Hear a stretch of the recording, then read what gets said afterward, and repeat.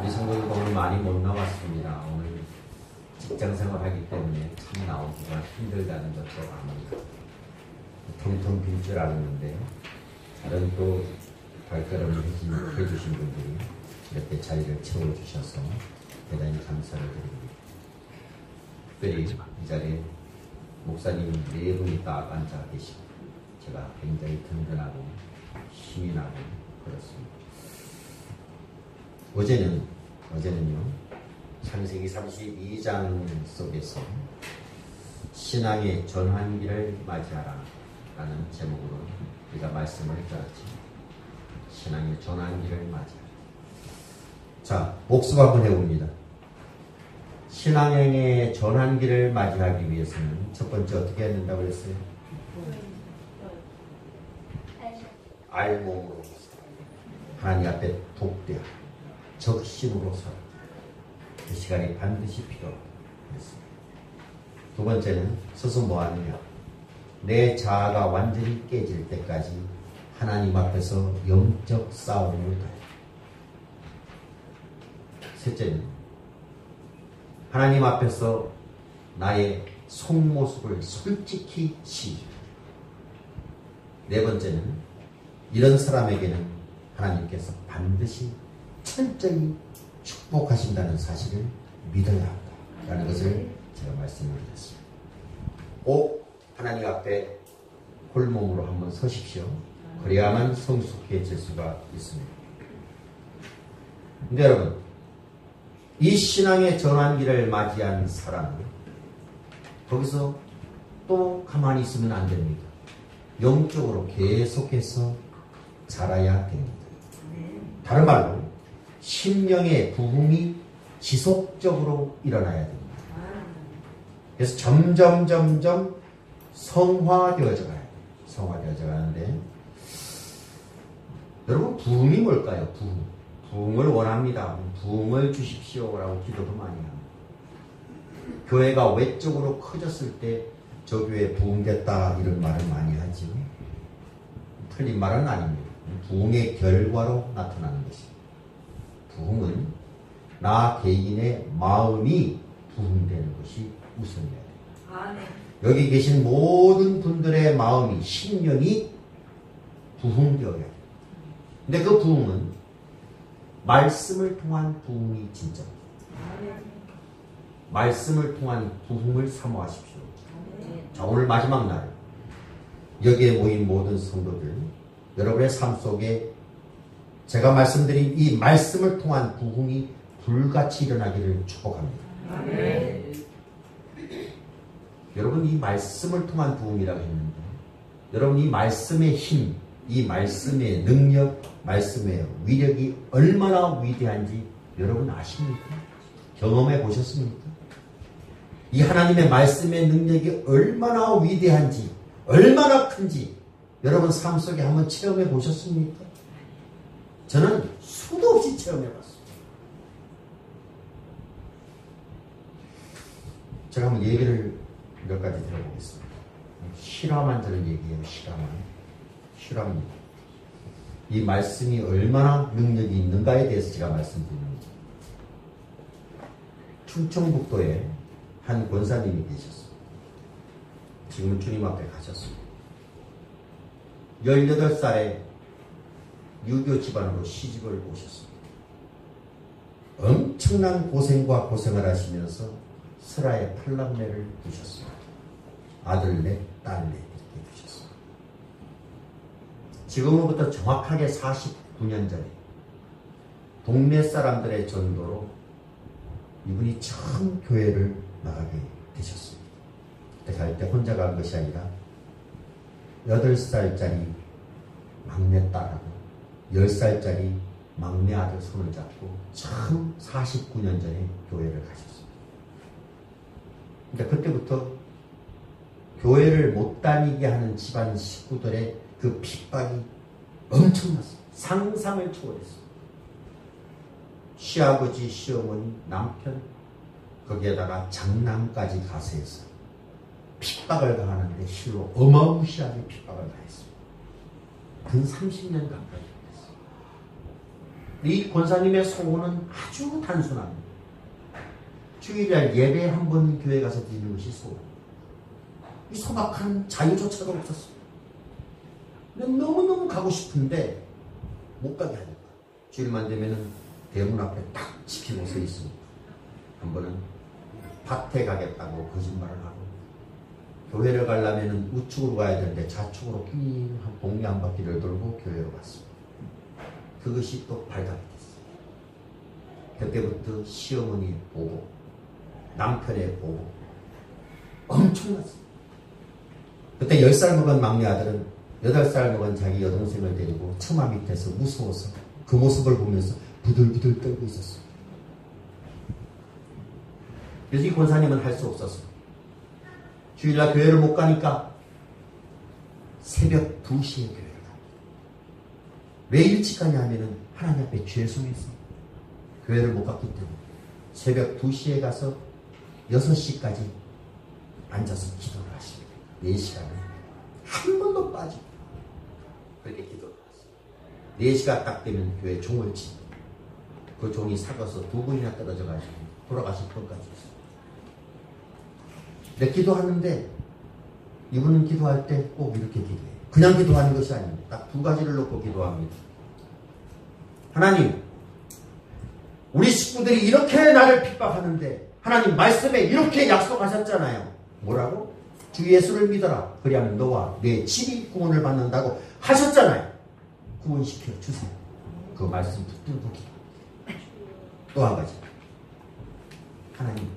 하나님 말씀하셨잖아요. 네가 정욕으로 쓰려고 구하지 않는 것은 내가 다 들어주겠다. 약속하셨잖아요. 아들 4명 중에 저 막내 아들, 우리 교회 처음 온 저 막내 아들 목사 되게 해주세요. 2번째. 그것을 매일같이 그 말씀 붙들고 새벽 2시부터 6시까지 하나님 앞에 내어 다니면서 기도합니다. 여러분, 그 엄청난 핍박을 이길 수 있는 힘이 뭔지 아십니까? 하나님 말씀이었어요. 이 성경이었어요. 이 말씀 속에서 위로해 주시는 하나님을 경험했기 때문에 그 엄청난 핍박들을 다 이겨냈습니다. 이 권사님의 성경책을 이렇게 보면 창세기 1장 1절에서부터 요한계시록 22장 21절까지가 다 빨간색이에요. 그 철딱선이 없는 막내 아들이 비아냥거리면서 묻습니다. 엄마는 왜 책이 전부 다 빨개? 그러면 빨간 책으로 쓴 글씨로 쓴 책을 사지 왜 이걸 전부 다 빨갛게 칠나? 비아냥. 교회 안 나간다고 한마디만 하면 우리 집이 평화가 올 텐데 왜 그것을 안 하는 거야? 따지거든요. 그때 그 권사님이 그 막내 아들에게 이렇게 말합니다. 창세기 1장 1절부터 요한계시록 22장 21절까지 안 중요한 게 하나도 없단다. 그래서 다 칠해놓는다는 다 상고해서 그러면서 내가 핍박을 당하다가 죽으면 순종하는데 내가 하나님을 어떻게 배반하느냐. 그 아들을 혼을 냈습니다. 여러분, 그때 그렇게 말씀을 붙들고 기도했던 어머니를 핍박했던 그 권사님을 핍박했던 악당 4명, 시아버지, 시어머니, 남편, 장남 어떻게 됐는지 아세요? 그 3명은 다 구원받고 천국을 가고 장남은 대전의 한 교회 지금 장로가 됐어요. 철딱선이 없었던 그 10살짜리 막내 아들 어떻게 됐는지 아세요? 이 막내 아들 목사가 되게 해달라고 막 울부짖으면서 기도했던 그 막내 아들 중곡동에 38-3번 사랑하는 교회 담임 목사가 됐어요. 지금 이 사도님 말씀을 전하고 있습니다.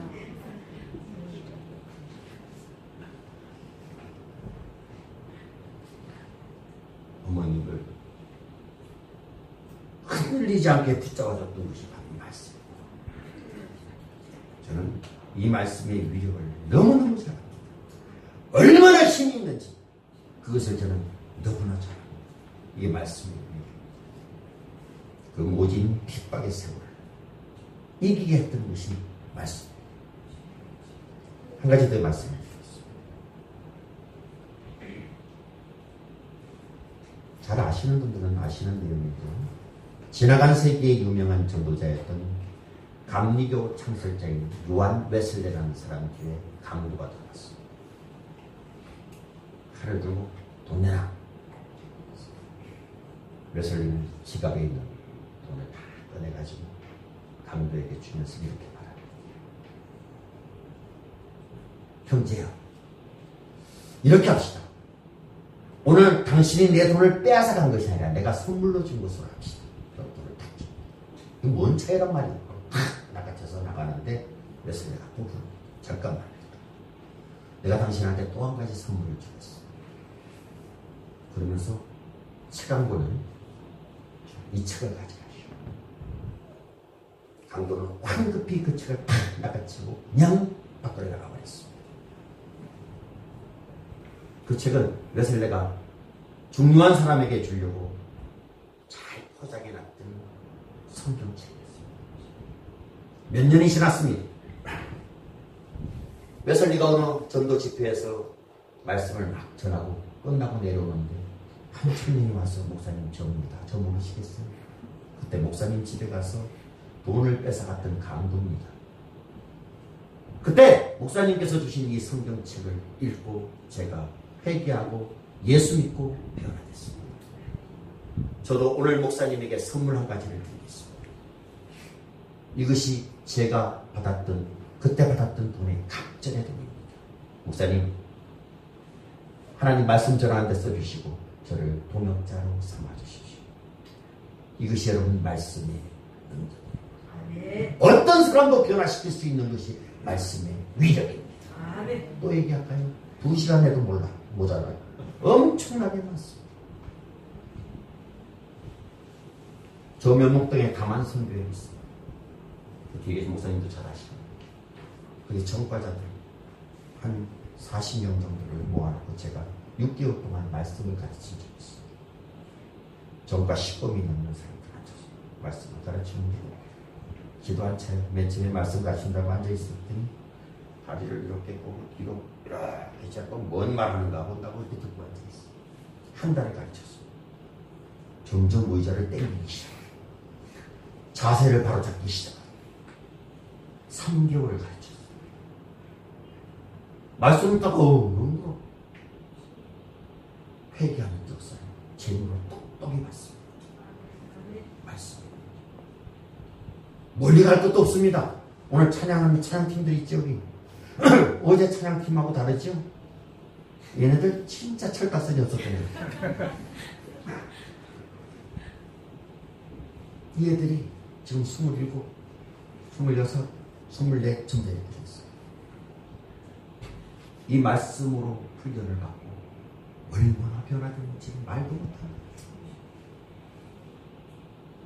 세상에 하나님 앞에 찬양하는 걸 이렇게 좋아하는 아이들 처음 봤어요. 이런 아이들로 변화됐습니다. 우리 그리스도인들은 성경을 가르쳐서 이렇게 말합니다. 이것은 하나님의 말씀입니다 라고 고백합니다. 맞습니까? 아멘. 틀려요? 다시 말합니다. 성경은 하나님의 말씀이죠. 아멘. 말은 힘이 있어요. 사람의 말 한마디도 사람을 죽이기도 하고 살리기도 하고, 말로 한 가정의 운명이 바뀌기도 하고 한 민족의 운명이 바뀌기도 하고, 사람의 말이 이런 힘을 가졌다면 하나님의 말씀의 힘, 그 능력이 얼마나 크겠습니까? 성경은 말합니다. 우리가 살고 있는 이 시대를, 이 세상을 하나님은 말씀으로 만들었다고 증가합니다. 그리고 동일한 말씀으로 지금 이 우주가 지탱되고 있고 보존되고 있다고 말씀합니다. 성도들은 이 말씀을 통해서 예수님을 만나고 이 말씀을 통해서 변화되고 거듭남을 체험합니다. 그리고 동일한 말씀을 통해서 지금도 여러분들이 잘하고 있습니다. 자, 오늘 본문 느헤미야서는요, 여러분 잘 알다시피 이스라엘 백성들이 바벨론 포로로 70년을 끌려갑니다. 거기서 노예로 살다가 어느 날 하나님께서 페르시아 고레스 왕을 통해서 이들에게 해방을 선포합니다. 다 다 집으로 돌아가라 라고 해방을 선포합니다. 그리고 나서 1차, 2차, 3차에 걸쳐서 고향으로 돌아오는 귀향 과정을 딱 적어놓고요.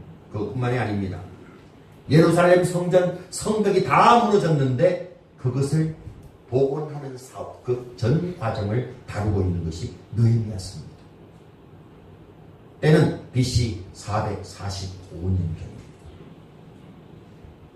그리고 오늘 본문 느헤미야서 8장 1절에서 12절에서는 느헤미야를 통해서 예루살렘 성벽이 재건된 다음에 하나님께서는 이번에는 영적 지도자 에스라를 통해서 이스라엘 백성들의 마음을 재건하는 일에 하나님은 지금 사용하고 계십니다. 이 에스라를 가리켜서 학사 에스라라고 그러죠.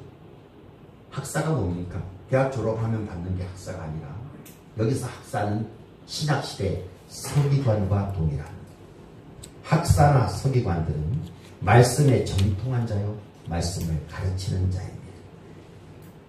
성벽을 다시 재건하는 것 중요합니다. 그러나 이스라엘 백성들의 마음의 재건이 없으면 여러분 그 나라 백성은 희망이 없습니다. 이 마음의 재건을 가리켜서 우리는 부흥이다 이렇게 얘기합니다. 마음의 재건, 이것이 부흥입니다. 예루살렘 수문앞 광장에서 일어났던 이 부흥은 바로 말씀으로 인한 부흥이었습니다. 여러분 부흥을 사모한다면 말씀을 사모해야 합니다. 오늘 이 시대 여러분 솔직하게 생각해 보십시오. 여러분 개인에게, 여러분 가정에, 여러분의 사업장에 여러분 부흥이 필요하지 않습니까? 이거 필요 없다, 관심도 없다, 하나님 모르는 사람이에요. 내가 영접한 사람이라면 반드시 이 부흥이 필요합니다. 자, 이 부흥이 필요하다면 말씀의 부흥을 위해서 내가 해야 될 일이 무엇인가? 오늘 그것을 말씀드립니다. 그럼 여러분들 부흥이 일어납니다. 자, 이 말씀의 부흥을 위해서 내가 해야 될 일 세 가지를 말씀을 드릴 텐데요. 오늘도 어제처럼 눈을 부릅뜨고 잘 들으시기 바랍니다. 세 가지 말씀드립니다. 말씀의 부흥을 위해서 필요한 것 세 가지. 첫째, 말씀을 읽어야 됩니다. 프린트물 다 가지고 계세요? 없는 사람 손 한번 들어보세요. 프린트물 없는 사람 얼른 갖다 주세요. 볼펜 없는 사람 손 들으세요. 가서 볼펜하고 프린트물 나눠주세요.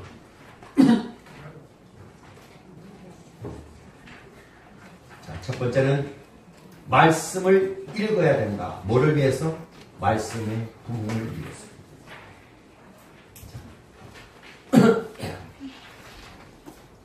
자, 이제 앉으시고 따라서 합시다. 다 따라서 해야 돼요. 말씀을 읽읍시다. 옆 사람을 보십시오. 말씀 좀 읽읍시다. 하나님께서는 우리에게 영적 건강을 주기 위해서, 우리의 소망과 승리의 삶을 주기 위해서, 앞을 내다볼 수 없는 연약한 우리들에게 하나님이 갈 길을 비춰주기 위해서, 그리고 지금도 호시탐탐 노리고 있는 사단과의 영적 싸움의 승리를 위해서 우리에게 이 말씀을 주셨다면 여러분 왜 안 했습니까? 이 말씀을 읽어야 되지 않겠습니까? 다시 한번 묻습니다. 성경이 하나님의 말씀입니까? 왜 안 읽으십니까? 읽으시는 분한테 죄송해요. 안 읽는 사람에게 지금 얘기하는 거예요. 이 성경이 하나님이 나를 너무너무 사랑하셔서 사랑의 단어로 꽉 찬 그런 문장과 모든 내용을 다 집어넣어서 나를 사랑한다고 주신 하나님의 연애 편지라면 여러분 이것을 왜 안 읽습니까? 젊었을 때 연애 편지 써보셨죠? 지금은 카카오톡 시대에서 편지를 안 써요. 낭만이 없습니다. 옛날에 편지 많이 썼습니다. 저희 집사람 만나기 전에 만났던 사람하고도 편지를 주고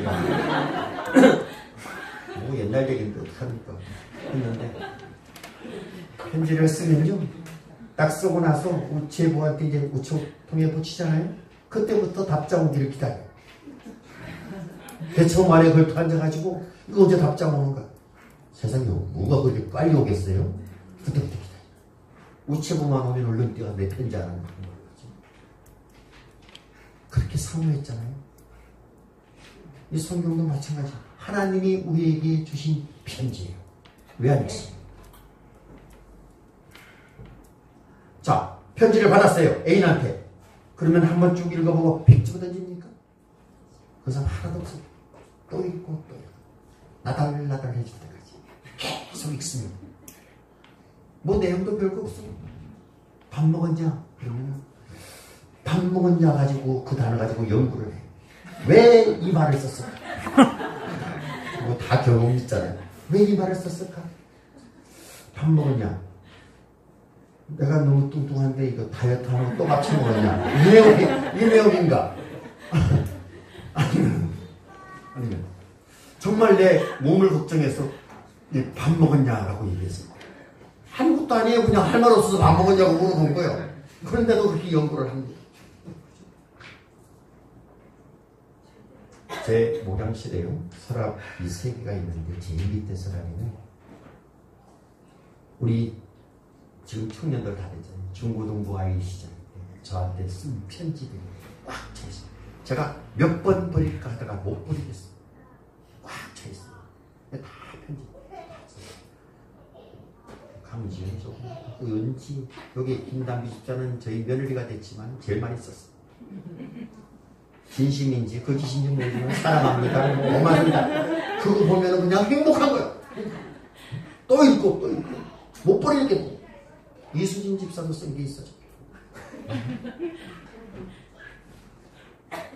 하나님이 우리에게 그렇게 편지를 써놓은 책이 있었는지 이걸 읽어야 됩니다. 한동안 예루살렘 성벽에 건축하는 것에 바빴던 이스라엘 백성들은 이제는 말씀에 귀 기울일 때가 됐습니다. 왜냐하면 성전 건축만으로 그들의 내일이 없기 때문에 하나님은 학사 에스라를 시켜서 말씀을 읽게 만들었습니다. 그래서 그들은 에스라에게 율법책을 가져와 달라고 부탁합니다. 이 율법책은 토라, 모세 오경을 의미하죠. 자, 1절 말씀을 다 같이 1절 시작. 이스라엘 자손이 자기들의 성읍에 거주하였더니 일곱 제날에 이르러 모든 백성이 이제 순수한 광산에 모여 학사 에스라에게 여호와께서 이스라엘에게 명령하신 모세의 율법책을 가져오기를 청하네. 당시에는 성경 사본이 희귀했기 때문에 개인이 소장하는 것은 불가능했습니다. 그래서 그들은 공적으로 다 모여서 말씀을 들었습니다. 한 사람이 읽고 그때 그 시대였습니다. 자, 그 다음에 3절 한번 읽으십시오. 시작. 순수한 광산에서 새벽부터 정오까지 남자나 여자나 나라 일어나는 모든 사람 앞에서 읽음에 그 백성이 그 율법책에 귀를 기울였는데. 자, 그리고 5절에 보면 성경이 읽혀지기 시작했을 때 사람들이 전부 다 그 자리에서 일어섭니다. 말씀의 권위 앞에 존경을 표하는 모습을 보죠. 다 일어섭니다. 왜? 감히 하나님 말씀을 내가 어떻게 앉아서 받을 수 있는가? 다 서서 하나님 말씀을 받습니다. 얼마나 감동적인 장면이에요. 설교도 필요 없어요. 그냥 말씀만 읽는데 이 부흥이 일어나기 시작을 합니다. 그리고 6절에 보면은 말씀이 한 절 한 절 읽힐 때마다 어떻게 해요? 손을 들고 아멘! 아멘! 손을 들고 그냥 읽는데 그렇게 읽는데 제가 지난 학기에 신학교에서 로마서를 강의했어요. 학생들 몇 명 아니에요. 제가 숙제를 내준 것이 로마서 1장에서 16장까지 3번을 정독해요. 다 읽었다고 얘기는 하더라고요. 읽었다고 믿었습니다. 근데 제가 그 숙제를 내준 이유는 그것을 한 절 한 절 읽을 때 마음에 부흥이 일어나게 해달라고 간절한 마음으로 그 숙제를 냈습니다. 이스라엘 백성들은 이 말씀을 얼마나 사모했는지 얼마나 몰두했는지를 다시 3절 한번 보세요. 제가 읽겠습니다. 소문학 강당에서 새벽부터 청호까지 남자나 여자나 알아들을 만한 모든 사람 앞에서 읽음에 새벽부터 청호까지 몇 시간인지 아세요? 6시간. 주일날 아침에 지금 만약에 그렇게 한다고 그러면 저 목사님 미쳤다고 그러면서 다 도망갈 거예요. 새벽부터 저녁까지. 하루만 그렇게 한 것이 아닙니다. 8장 18절 보시게 되면은 초막절 절기 내내 일주일 이상 날마다 이렇게 성경을 읽고 듣는 일, 최선을 다했다. 여러분 이것이 말씀의 부흥 아니겠습니까? 여러분 부흥을 진정으로 사모한다면 여러분 가정에서 여러분 직장에서 말씀 읽는 시간을 정해놓으십시오. 하루에 딱 정해놓으세요. 부흥이 일어날 것입니다. 반드시 일어납니다. 가정에 부흥이 일어납니다. 옛날에 지금 저 기도했던 전도사님하고 항상 부흥회 때 오신 적이 이번에 안 왔네요. 문수연 집사님이라고 계십니다. 새벽 예배하러 제가 3시에 나와도 4시에 나와도 두 분이 저 뒤에 앉아있어. 뭐하냐면 계속 이 말씀을 읽는 거예요. 한 번은 얼마 동안 지났더니 1독 했습니다. 그 다음 또 읽고 있어. 2독 했습니다. 계속 성도에게 있어서 말씀 읽기는 모든 축복의 시작입니다. 바람직한 변화의 시작입니다. 요한계시록 1장 3절에서 이렇게 기록합니다. 이 예언의 말씀을 읽는 자와 듣는 자와 그 가운데 기록한 것을 지키는 자는 복이 있나니 때가 가까우리라. 부흥이 사모되어진다면 말씀 읽기를 시작하십시오. 둘째, 부흥을 사모한다면 말씀을 깨달아야 됩니다. 읽는 것 매우 중요합니다. 그러나 말씀을 깨닫지 못한다면 소용이 없죠.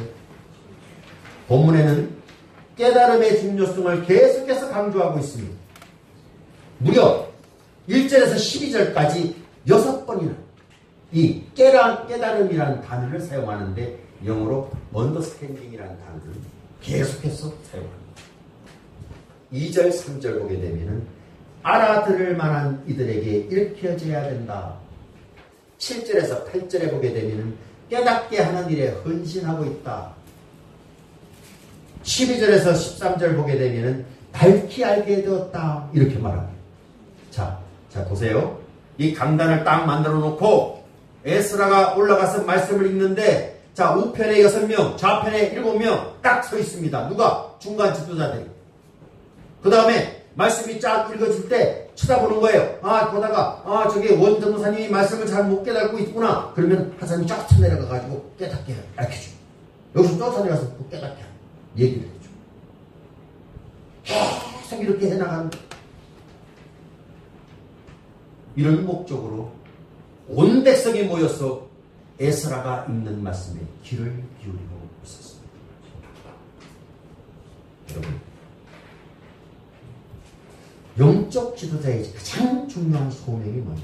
지금으로 얘기하면 목사의 가장 중요한 소명은 성도들로 하여금 말씀을 깨닫게 하는 거예요.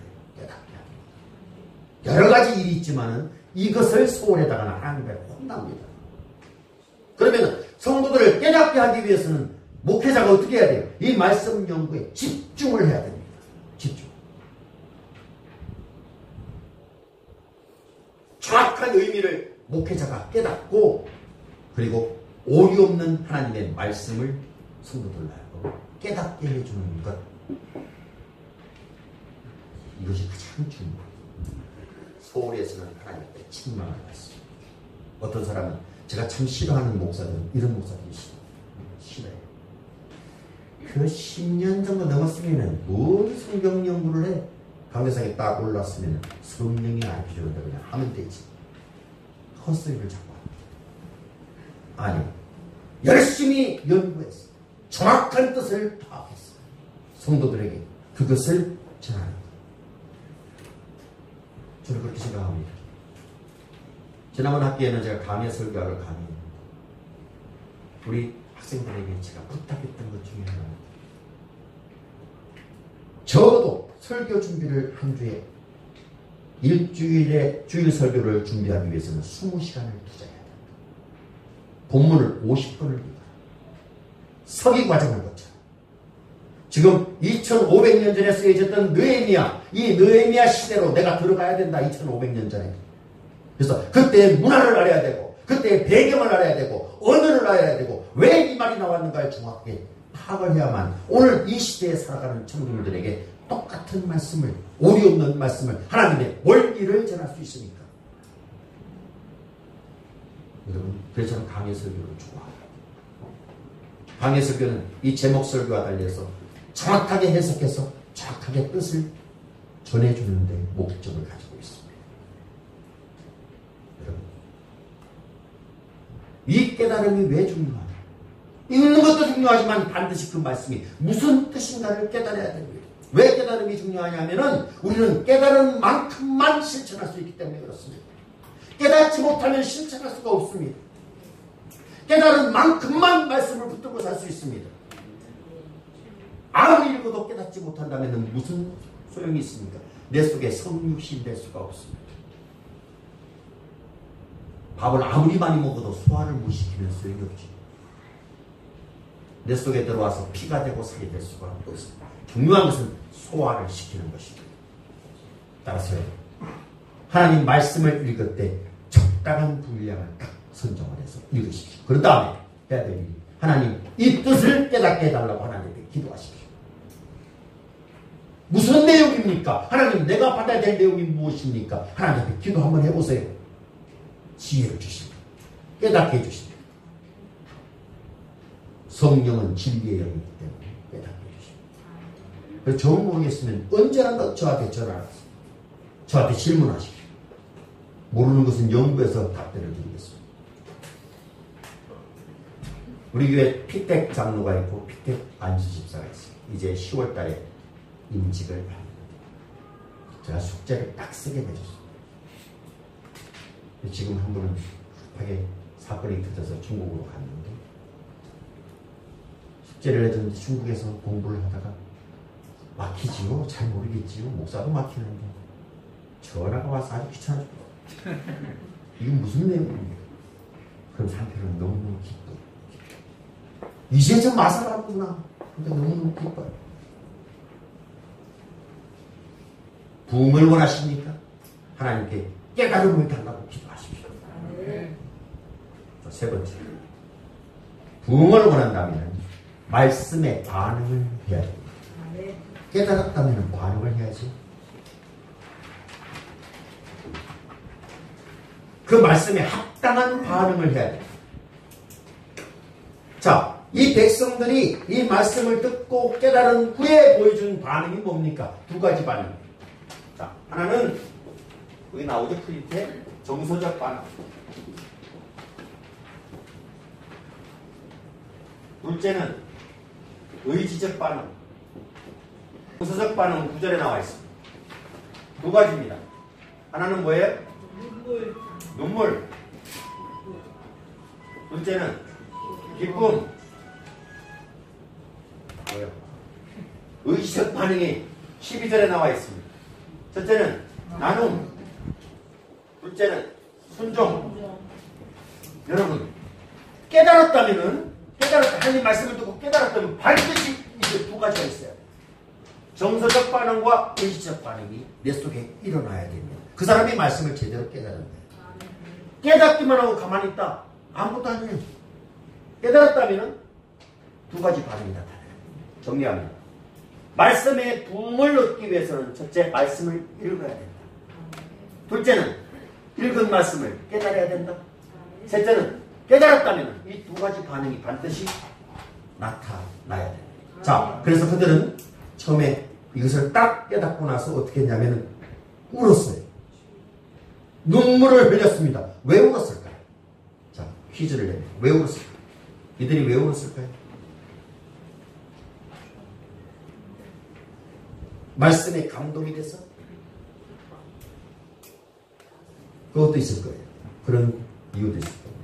근데 느헤미야 전체의 문맥을 살펴보게 되면은 이 눈물은 그들의 죄에 대한 하나님의 말씀에 딱 지적 앞에 그냥 엉엉 하나님 잘못했습니다 라고 우는 눈물이에요. 여러분 언제 말씀 읽다가 울어보셨습니까?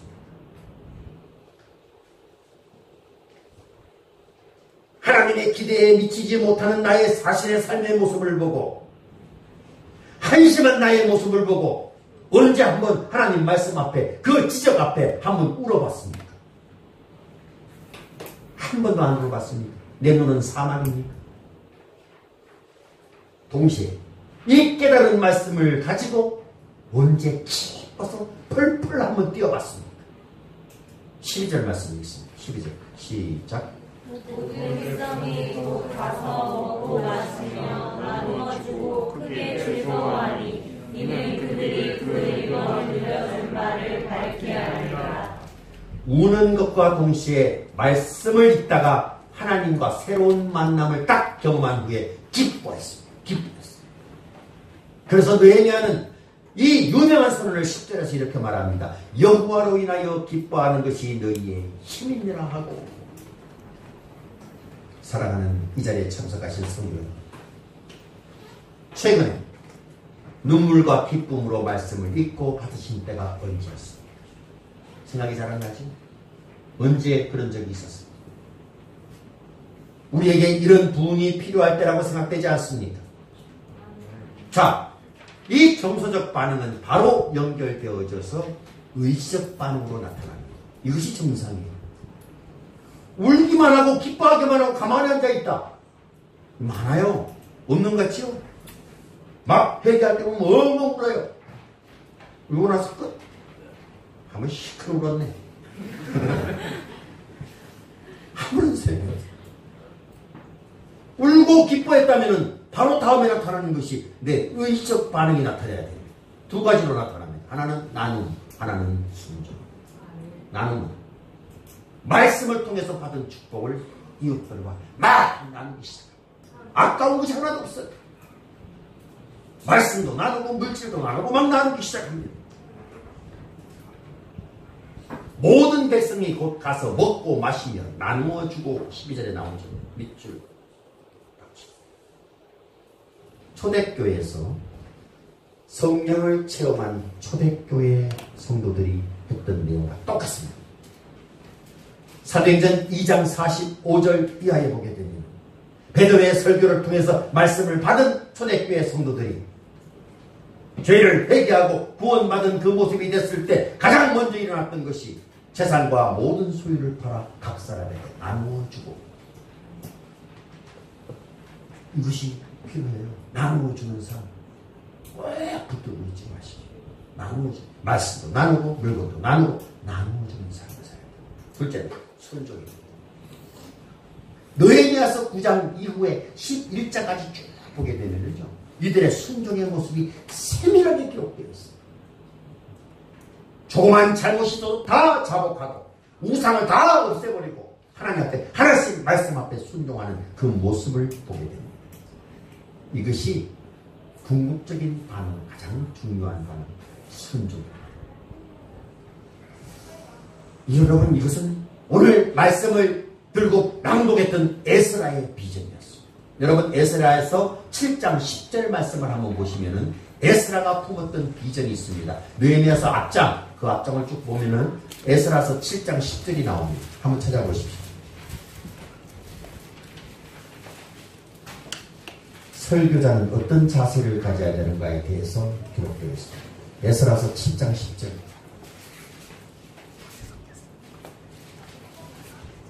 다 같이 읽습니다. 시작. 에스라가 여호와의 율법을 연구하여 진행하며 율례와 규례를 이스라엘에게 가르치시고 에스라가 하나님의 말씀을 연구하고 준행하고 그 다음에 가르칩니다. 이게 설교자의 자세예요.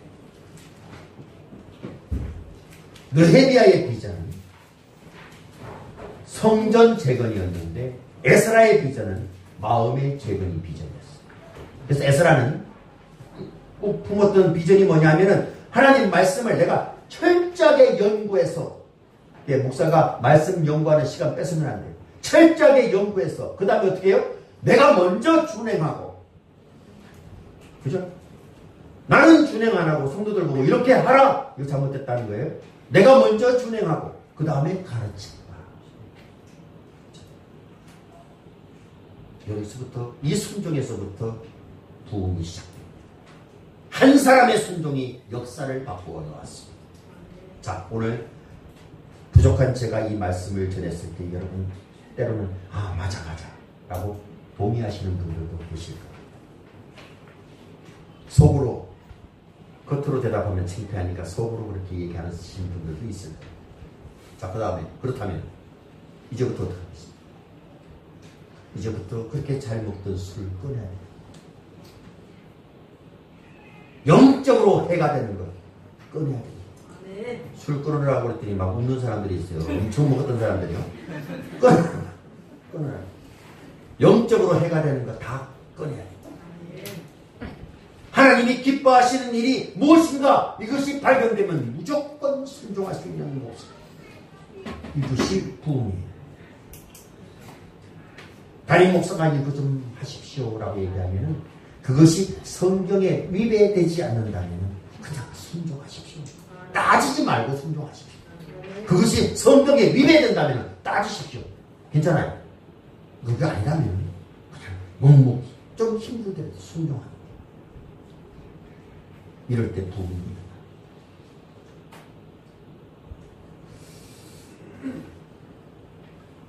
제가 9시 전에 끝낸다고 마음을 먹었기 때문에 여러분이 다 알아들은 걸로 알고 바로 이제 마무리를 지려고 합니다. 여러분, 말씀을 제가 이제 이틀 동안 상례를 하면서 이것을 마치면서 여러분에게 부탁하고 싶은 것이 있습니다. 신앙의 전환기를 맞이해야 되고 그리고 말씀을 통한 부흥이 여러분 삶 속에 반드시 일어나야 됩니다. 큰 교회는요, 그분 나름대로, 그 목사님 나름대로의 어려움이 있겠지만 그렇게 눈물 흘리고 울지 않아요. 여러분, 이 개척교회는 담임 목사 눈물 아십니까? 담임 목사의 눈물. 저 목사님 몇 개 계시지만 다 느끼실 거예요. 힘들어요. 힘든 이유는 재정적인 어려움 때문에 힘든 거는 얼마든지 이길 수 있어요. 저는 버티는 데서든지 버틸 수 있어요. 아무리 어려워도. 정말 버티기 어려운 것은 아무리 설교하고 아무리 가르쳐도 냉랭한 사람, 10년에 가도 똑같은 사람 보게 되면 정말 속상해요. 막 그냥 속이 찢어지는 것 같아요. 표시도 못하겠어. 뭐라고 그러면 나갈까? 딴 데 다닌다고 할말 없는 거야. 뭐라고 말도 못해. 눈치 보겠어. 그냥 속으로 우는 거야. 속은 썩을 대로 다 썩어. 때로는 기도하다가 하나님 권리작물이 좀 한번 고쳐주셨으면 좋겠어요. 금방 치시죠. 그러다 금방 회개합니다. 진짜 그러실까봐. 목회자의 기도도 잘 들어주시거든. 진짜 그럴까봐. 그냥 잘못했습니다. 아닙니다. 취소. 한두 번이야. 이 속은 썩을 대로 썩어. 어떤 사람이 그럽니다. 저 아프리카 세렝게티 평원에 가면 동물들이 많잖아요. 무슨 동물들이. 목사는 걱정 없대요. 아무리 돌아다녀도 누구나 잡아먹지를 않는데 사자가. 왜 그런가 봤더니 속이 다 썩어가지고 먹을 게 없다는 그렇대. 지난번에 한번 왔던 어떤 목사님이 오래전에 하신 말씀인데 제가 참 웃었어요. 진짜인지 가짜인지는 모르겠지만 개척교회를 하는 10명의 목사가 자기들끼리 만나서 밥 먹으면서 신세 타령도 하고 속상한 것을 이야기하다. 우리 그러지 말고 우리 여행 한번 가자. 우리 동남아로 여행 한번 가자 해서 적금을 들었대요. 적금을 들어서 타서 동남아로 여행을 갔답니다. 태국에 도착해서 구경을 하면서 밤에는 교회에서 말씀 드리는 집사들 같이 욕하고 막 이러면서 스트레스를 풀고 그러고 지내다가 어느 날 태국의 어떤 시내 번화가에 갔더니 광장에 갔더니 코끼리가 한 마리가 있는데 사람이 엄청나게 모여있더라고요. 지금 뭔가 하고 갔더니 그랬더니 어떤 사람이 나와서 얘기하기를 이 코끼리 눈에서 눈물을 흘리게 하는 사람은 만불을 줍니다. 라고 아무리 도전을 해도 코끼리가 울지가 않더래. 근데 그 개척교회 10명 중에 한 사람이 내가 한번 울려보겠다.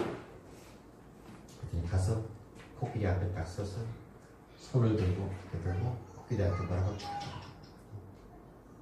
갑자기 코끼리가 막 울더라는 거야. 눈물을 쭉. 마음을 타고 왔어요. 와가지고 동료가 물었습니다. 어떻게 있길래 코끼리가 울었냐? 나는 다른 말 한 번도 없다.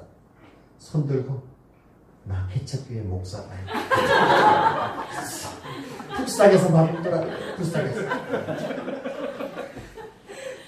농담이고요. 목회자가 속상한 것은 성도가 잘하지 않는 모습이 가장 무섭습니다. 사랑하는 교회 성도 여러분, 이 교회가 여기 이곳에 세워진 지 12년 됐습니다. 우리 건물주이신 우리 영웅이 어머니 오늘 오셨는데, 나는 세상에 건물주인들 중에 저렇게 선하신 분들 처음 봤어요. 그래도 오늘 이렇게 오셔서 말씀도 들으시고 오셨어요. 처음에 왔을 때는 영웅이 어머니 아시지만 월세를 못 냈습니다. 월세를 못 내서 내가 엄청 속썩였어요. 돈도 안 됐어. 뭐 월세는 고사하고 목사 사례비도 못 가져가는 거예요. 자, 12년이 지났습니다. 근데 이 교회가 좀 이제 확 부흥돼야 되지 않겠습니까? 네. 다른 교회를 섬기시는 여러분 섬기시는 교회가 부흥되어야 되고 여러분이 부흥되어야 되지 않겠습니까? 네. 부흥돼야 됩니다. 내가 말씀을 사모한다면 이 말씀을 읽고 그리고 깨닫고 그 다음에 내 이 말씀에 대한 반응을 한다면 반드시 부흥은 일어납니다. 한번 해보십시오. 안 되면 저한테 따지고 오십시오. 한 사람 한 사람 부흥이 일어나야 됩니다. 그럼 외적인 부흥은 자동적으로 일어납니다.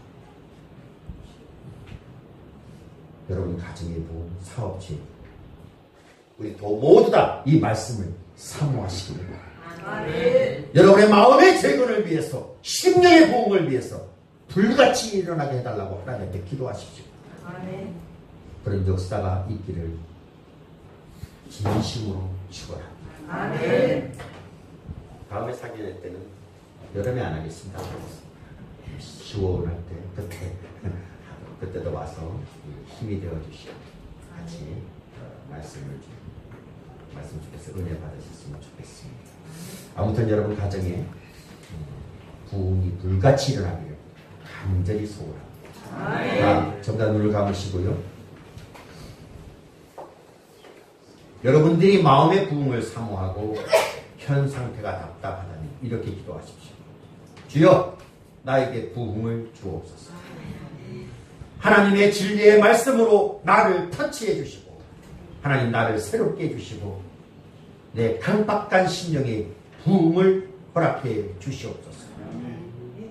제가 말씀을 사모하는 자가 되게 해달라고 이 말씀을 붙들고 살게 해달라고 성령님 이 시간에 저희 심령 속에 부흥을 허락해 주시옵소서 라고 1분 동안만 합심해서 기도합니다. 다 같이 기도합니다. 하나님 아버지 부흥을 사모합니다. 아버지 하나님 제 마음속에 심령 속에 부흥을 허락하여 주시옵소서. 아버지 하나님 너무나 답답합니다. 아버지 하나님 기도합니다. 아버지 하나님 말씀을 읽고 말씀을 깨닫고 그 말씀에 합당한 반응을 할 줄 아는 저희들 모습될 수 있도록 주여 축복하시고 인도하여 주시기를 간절한 마음으로 기도하기를 원하오니 하나님 도와주옵소서.